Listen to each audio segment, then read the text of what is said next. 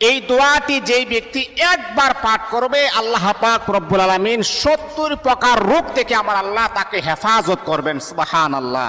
বড় মর্যাদাশীল একটি দোয়া আমার প্রিয় বন্ধুগণ। একবার যদি আপনি পাঠ করেন, এর মাঝে নিম্ন স্তরে যেই অবস্থাটা সেটা হচ্ছে আল্লাহ পাক রব্বুল আলামিন আপনার দরিদ্রতাকে আমার আল্লাহ দূর করে দিবেন। আপনি অনেক অভাবের ভিতরে আছেন, মাত্র একবার আপনি পাঠ করুন, দিনের বেলা অথবা রাতের বেলা যে কোনো নামাজের পরে একবার পাঠ করুন, আল্লাহ পাক রব্বুল আলামিন 70 প্রকারের বিপদ থেকে আমার আল্লাহ কুদরতিভাবে হেফাজত করবেন। এর মাঝে এক নম্বর হচ্ছে দরিদ্রতা। কোনো মানুষ এমন নাই যে তার দরিদ্রতা নাই, দরিদ্রতা থেকে আমার আল্লাহ আপনাকে হেফাজত করবেন। আমার প্রিয় বন্ধুগণ, দোয়াটা খুবই চমৎকার একটি দোয়া। দোয়াটা হচ্ছে লা হাওলা ওয়ালা কুওয়াতা ইল্লা বিল্লাহি ওয়ালা মানজা মিনাল্লাহি ইল্লা ইলাই। এই দোয়াটা একবার পাঠ করবেন, আল্লাহ পাক আপনাকে 70 প্রকারের বিপদ থেকে কুদরতিভাবে আমার আল্লাহ হেফাজত করবেন।